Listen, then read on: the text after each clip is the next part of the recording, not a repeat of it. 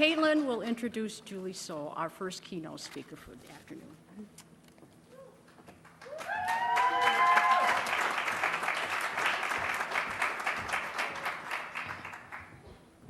I just have to make it through without crying.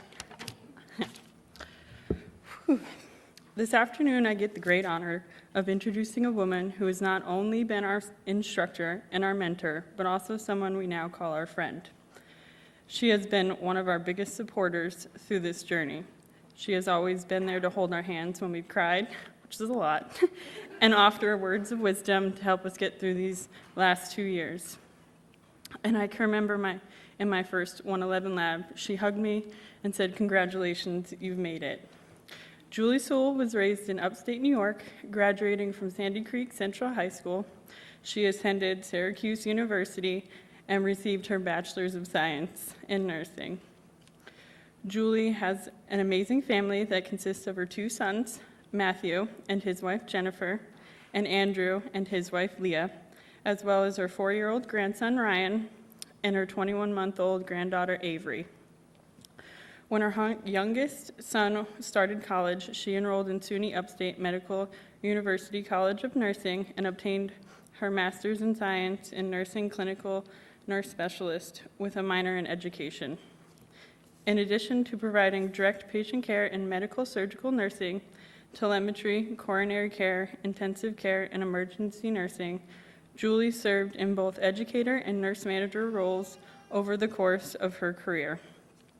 In 2011, she became the director of the weekend nursing program at Jefferson Community College, and it has been an honor for us to study under her. So it is with great joy that I get to hug her tonight and say, "We have made it." So it is my honor and privilege to introduce one of our keynote speakers, Julie Sewell.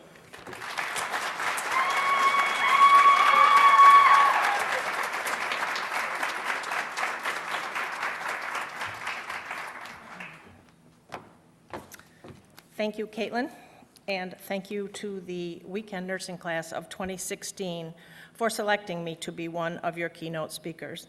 It is truly a great honor and a privilege, especially since you've had to listen to me every other Friday, Saturday, and Sunday for 2 years.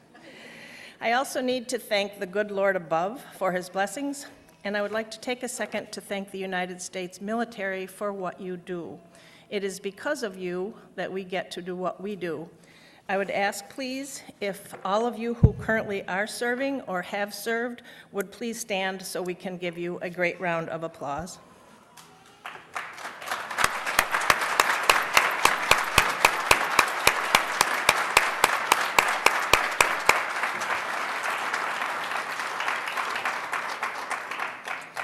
Thank you so much. Lastly, I would like to extend thanks to Jefferson Community College, our administration, our faculty, and Dr. Murray Hess for serving as our department chair, the support staff, Wes Hissong and his team, security team. We are here often alone on the weekend, and he always makes us feel secure. IT for their help duplicating, maintenance, and any others. I apologize if there's anyone else I forgot. The first cohort of weekend students graduated in December of 2011, making this year's class the 6th to complete the weekend options. You are a very special class. I could not be any prouder of you. Many of you here tonight know the names and a great deal about your loved ones, fellow classmates, but I did ask each of the 8 students to please share information with me that I could share briefly with you this evening. I'd like to start with Victoria Charette. Tori is a vegan. She'll tell you that first and foremost. She came here from Massachusetts as a city girl and tells us that she has fallen in love with the North Country. Her husband, Nick, is an Army MP. It would be great fun for me to hear him share his story of the day he dropped Tori off at the college, proceeded to return to Fort Drum, stopped at a checkpoint, and found himself needing to explain why he had a bag of fake blood and intravenous tubing in his possession. Tori's supply to practice her blood administration critical element. Nick and Tori also have a dog named Bo, a cat named Lou, and will be relocating to Syracuse. We wish them the very, very best. Andrea Denoncourt. Andrea shares that she is a military wife, has 3 children, 2 dogs, 3 houses, and a partridge in a pear tree. Andrea joined the weekend option in her senior year. She has been very active with the Student Nurses Association. She's my emotional girl. She cried when she asked me to be one of the keynote speakers, and so did I. Andrea shares that she loves her nursing family, and we love her. Emily Etheridge, quiet, most always smiling. Emily is the mother of an amazing 5-year-old little girl. She shares that she is very close with her parents and her sister. She has been born and raised in New York State and is very proud of that. Emily has been a vet tech for 16 years. She loves pugs, music, coffee, shopping, and ice cream. I can't think of many better choices. Emily shares that she has never felt more proud or empowered than she does in having accomplished this, her goal of becoming a graduate registered nurse. Kelly Herringer shares she is a wife to a wonderful, supportive husband, the proud mother to 2 amazing sons who happened to be here today when I came over at 2:30 to make sure they were where they wanted to be for their mom. I also asked Greg, who has been a delight throughout the program. He's volunteered as a patient for critical elements, et cetera, how his mom was doing. He said, this is her Christmas. Grandmother to a beautiful granddaughter who has stolen her heart. She's been a practicing LPN for almost 5 years. She is additionally a landlord. She and her husband own 3 apartment homes in Watertown. They do all of their own remodeling, revamping, renting, which they love, take great pride in doing, receiving joy in return. Kelly loves people, putting a smile on someone's face. The people around her are close in her heart. And lastly, her saving grace, as well as her happy place, their cottage on Pillar Point, where they spend their summers. I believe Kelly is truly an angel. Jessica Howard. Jessica is an LPN. She started the weekend program as a newlywed, and she graduates as an expectant mom. Jess started working full-time at the dialysis during her first year of nursing, so Jessica does it her own way, a little rough, she said, to start. She and her husband have 2 dogs. She is very close with her family. Her parents and siblings reside in Tennessee. Jessica shares lots of tears over the past 2 years, but I'm sure that as she stands here today, they were worth it. She also gives the very best hugs, and she's going to be an awesome mom. Dan Ladouceur, EMT and firefighter for 10 years. Dan likes the gym, warm weather, didn't happen today, helping people, and the emergency department and psychiatric nursing fields. He is our token male, having spent every other Friday, Saturday, and Sunday with his female classmates for the past 2 years. Need I say any more? Dan will be continuing his education at SUNY Upstate College of Nursing in Syracuse. Caitlin Langford, Kat. I met Kat in Dosage Calc, Allied Health 110. We shared 111 labs, office conversations, and so much more. Kat joined the weekend student senior year, and though the journey has not always been easy, you did it. Kat has a husband who serves in the United States military, a beautiful daughter, and a heart as big as the state of Texas. Each year after the weekend veteran students have graduated, I ask them privately if they were to have to repeat either boot camp or nursing program, which would they repeat? Kat answered me today in a heartbeat without taking a breath, boot camp. I also want to share, as strenuous as boot camp is, every other nursing student that's been a veteran has given me the same answer. Last but not least, Stephanie Parks. Stephanie shares she is a physical therapy assistant. She has worked part-time throughout her nursing program. Her loves are her boyfriend and 2 beautiful stepdaughters. Those of you who know Steph know she is very enthusiastic, shares her thoughts quite readily most of the time. and on occasions has become a little bit worked up. Freshman year, despite having practiced her critical element, so she was fully prepared, she was pacing, anxious, and from my perspective, seemed to be pretty much approaching hysteria prior to performing the aforementioned critical element test. She also shares that I scared the heck, which was not her word, out of her when she asked, "Why am I so nervous?" And I replied, "Possibly because the rest of your life career depend on it." It was not meant to scare her. I was hoping to help her refocus, but she's commented on that many times. I have given a great deal of thought as to what message I would like to leave with you, despite every RN that I ask, what was the message at your pinning ceremony? And none of them can remember. So anyways, I have no idea. So this is what I came up with. I would like you to think about as you advance from graduate nurse, pass your NCLEX, which is the state board, and become an RN. Remain professional even when it is hard. Remain positive even when it is harder. Remain true to yourself and always patient-focused.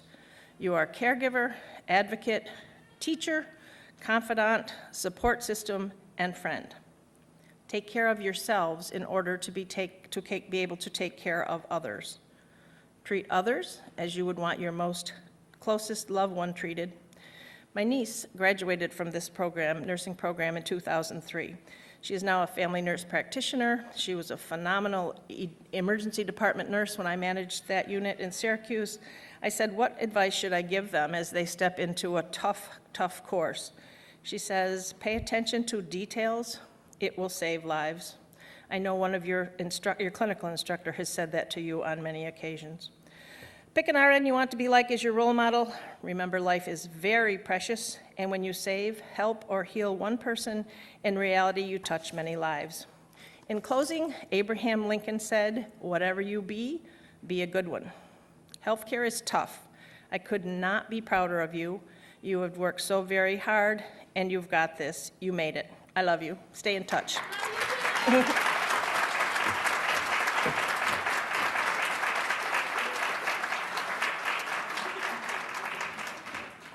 And most likely I was supposed to introduce someone, sorry.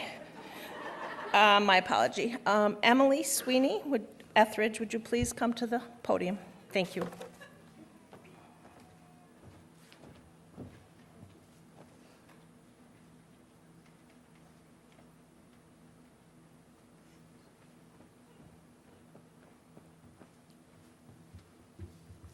So tonight I have the honor of introducing our second keynote speaker. Our second keynote speaker is one that is very near and dear to our hearts, and someone that has been with me on this journey personally since day one. Marlene received her RN from St. Joseph's Hospital School and then went on to get her bachelor's from SUNY Plattsburgh. She has spent most of her nursing career in the critical care field. It was while she was serving as a preceptor for new ICU nurses that she discovered her love of teaching. She has held many positions in education, including the clinical educator for the intensive care unit and progressive care unit, education coordinator at Carthage Area Hospital, and the nursing lab instructor at SUNY Jefferson. There are not enough words to describe the amount of compassion that Marlene has for her students, as well as for the nursing field in general. She has shown me exactly what type of nurse I hope to become someday. She is the type of person that you can turn to when you need a little encouragement or just a kind word, and it is clear that she truly cares for every single one of her students. She has spent countless hours in the lab with us, working on critical elements, answering endless questions, and calming our nerves on the many days that we thought our stress and anxiety were going to get the best of us. Some of our favorite memories of Marlene come from the many scenarios that she not only developed, but played a key role in. As scary as they may have been at the time, I know I speak for all of us when I say that whether we were a part of them or not, we will remember all of those moments as not only amazing learning opportunities, but also a small amount of comic relief when we needed it the most. So Marlene, thank you for being the patient, caring, and compassionate instructor and mentor that you have been to us. This journey would not have been possible without you, and we will be forever grateful that you stayed on to finish out our last semester with us. We hope you enter retirement knowing that you have instilled a solid foundation to prepare us for our future in nursing.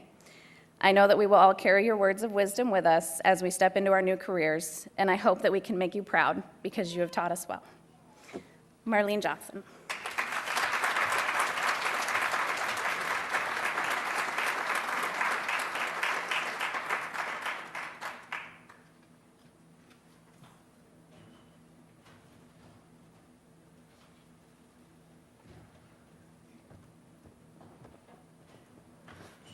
Thank you, Emily, for that wonderful introduction.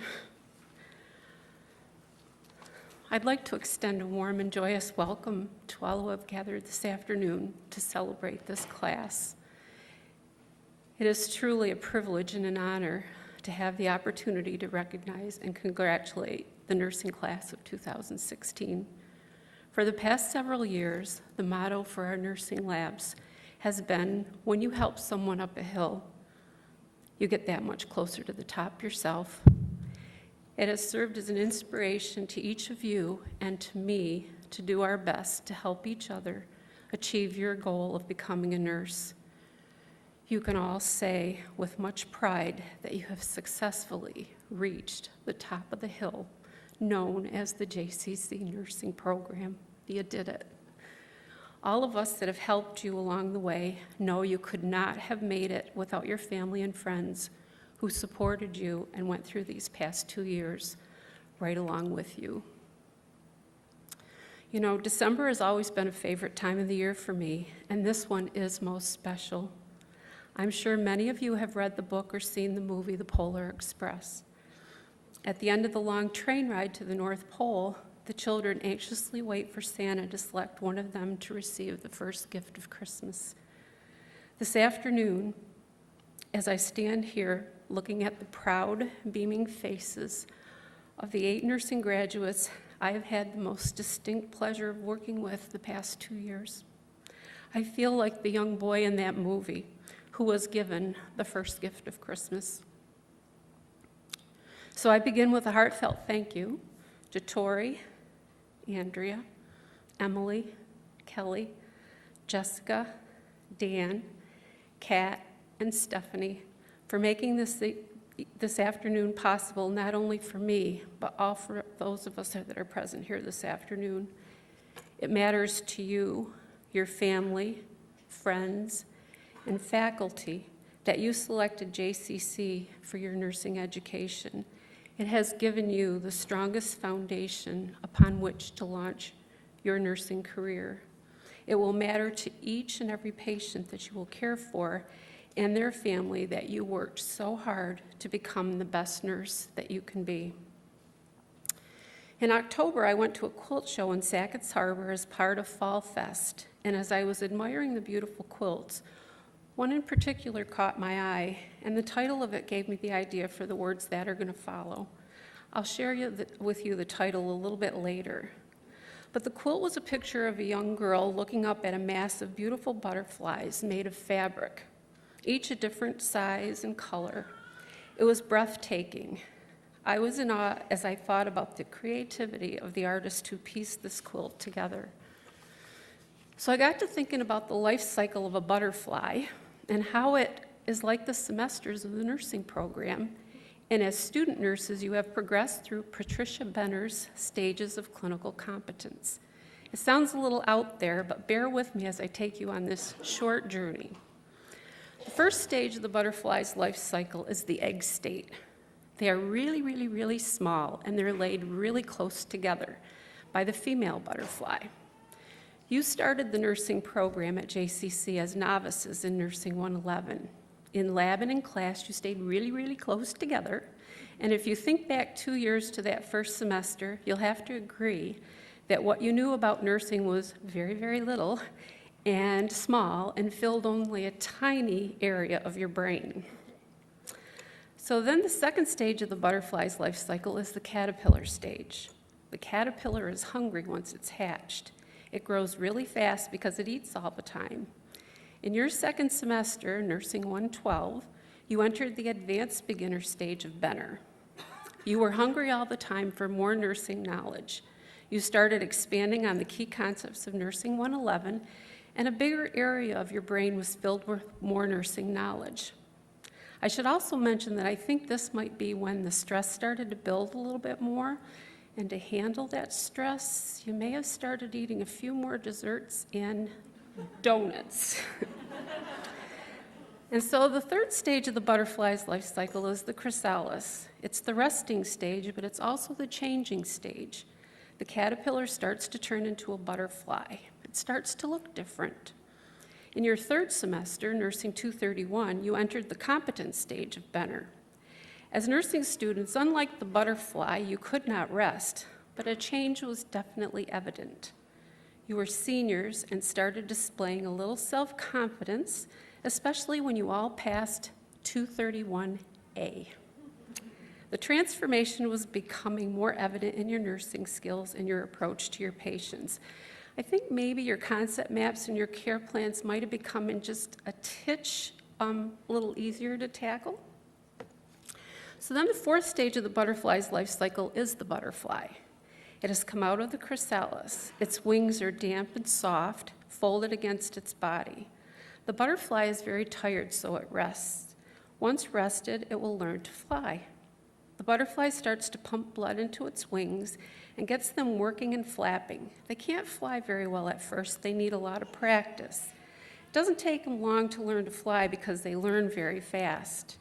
In Nursing 232, you entered Benner's proficient stage, and in Nursing 234, you were the expert student nurses. All of us involved in your education this semester saw those wings start to unfold and open up. We watched you practice becoming more independent, actually teaching the freshman students and mentoring them. You started to flap those wings to venture out of the comfort zones of med-surg into areas like pediatrics, ED, PCU, ICU, and into the community to experience new areas of nursing. Some of you have already had job interviews. Some of you have verbalized excitement and anticipation of this very afternoon and this very moment. What a beautiful transition and transformation. You have a whole new set of uncertainty now. You'll be on your own, no instructor watching over you. So now I can reveal to you the title of the quilt that made me think of you as I looked out at it that cold day in October, but it certainly wasn't as cold as today. It simply stated, "Your wings are ready." At this moment, I feel like that young girl in the quilt looking at the beautiful butterflies. I'm looking out at the 8 of you, and you're all graduate nurses, but each of you is unique. You each have a different internal beauty that radiates in your smiles. Yes, your wings are ready. You can now strongly fly into the great profession of nursing and make a big difference each and every day to your patients. They will be blessed and lucky to have you hovering over them. There's a saying that goes like this: a mother gives her children roots and wings. So I'd like to conclude this afternoon by giving you my revised version, which is the nursing faculty at Jefferson Community College has given you strong roots during the past 2 years. And this afternoon, we must say farewell and let you use your wings to begin the next phase of your nursing journey. I'm so very proud of you. You all hold a very special place in my heart, and you've touched it like you can't ever imagine. I would like now to introduce Jessica Howard.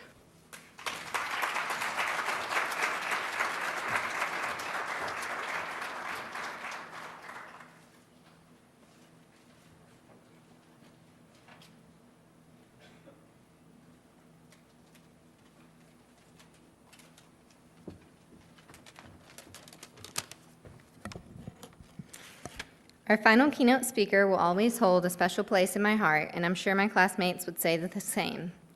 Dr. Hess started her nursing journey at the House of Good Samaritan, where she received a 3-year nursing diploma. She earned a liberal arts degree from JCC and then went on to Syracuse University, where she received her bachelor's and master's of science and her doctorate in education. She has received several awards throughout the years, worked as the dean of the science division at JCC for 6 years, and of course has played a vital role in the nursing department. She supposedly retired from JCC in 2013 after a 38-year career, but lucky for us, she has not completely left. She definitely has played an instrumental role in our nursing education. If there was anyone that could help us understand the most difficult concepts, it was her. Whether she had us jumping around the classroom pretending to be potassium ions or dancing around like electrical impulses of the heart, she made it stick. And her drawings, no one will ever forget her drawings. Dr. Hess, thank you for all that you've done for us, for always being there for us, for all the extra tutoring you did for us, in what little spare time you did have, for even missing a few episodes of The Young and the Restless to help us better understand when we were struggling. Because of you, I know I will be a better nurse, and I'm sure my classmates would all agree that they feel the same way. We could not have asked for a better tutor, mentor, role model, and friend. We love you. It is with great honor that I introduce Dr. Murray Hess.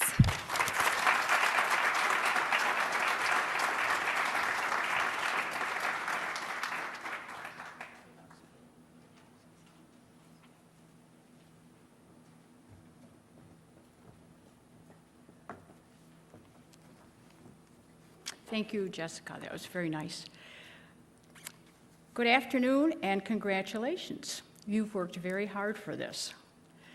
Thank you for inviting me to speak. It is a great honor. As some of you know, I teach a master's level nursing theory class for SUNY Polytechnic Institute in Utica. One of the assignments for that class is to write a poem or a letter that describes what it is like to be a nurse. I received this letter from one of my students. Her name is Jean O'Connor, and she is an intensive care nurse at a hospital in Westchester County. With her permission, I wanted to share it with you. It is entitled, "A Letter to My Patient." I know you don't know me. How could you? We met while you were unconscious, so there's not much to go on except what I see and hear as I go in and out of your room. I catch bits and pieces about you from your family's conversations, their obvious grief and concern over your well-being. I am a complete stranger as far as you're concerned, yet I am here caring for you in the most intimate way. Would you be embarrassed, annoyed? Would you care at all? Can you hear me? Can you feel my touch? As you lie there, I am like the ultimate puppeteer. Your tubes are my strings, and I carefully operate your medicine, oxygen, and nutrition through the plastic lines running into your body, all in a careful balance to bring you back to life. We spend 12 hours together, but you will never know me. Even if you open your eyes, you will never remember me. I, however, will always remember you. I take you home with me. I think about you in quiet moments. Will you get better? Will you wake up? I have such a long list of things to do for you today. Your medicine list is growing. You have an infection. Your lungs don't look good today. I must keep you asleep for another day to let you rest while your ventilator will continue to help you breathe. Your family is so nice. I learned something about you today. It made me laugh. Your friend stopped by. He was obviously distraught over your condition. He wanted to talk about you. I was so busy, but I stopped to listen to his story. He told me that the two of you were good friends, but that was obvious. Then he told me the two of you smoked meat together. I was thinking, what? I'd never heard of anybody smoking meat. He said you had a smokehouse and you liked to smoke meat. I laughed out loud. Not because I was making fun of you, but in all my years, I never met anybody with a hobby of smoking meat. I was intrigued and amused all at the same time. I'm glad I stopped to talk to your friend. He misses you in the smokehouse. He's a nice guy, which makes me think you must be too. Now I really want you to wake up. Your family is nice, your friend is nice, you are surrounded by good people. Deep down though, I know you're probably too sick to wake up. Your infection is worse. I am losing control of my strings, and I am sad to see you go. So my hope for you, each of you, is that you will always cling to the compassion and caring that each patient so desperately needs from you, their nurse. Again, congratulations, because now you are graduates from the flagship.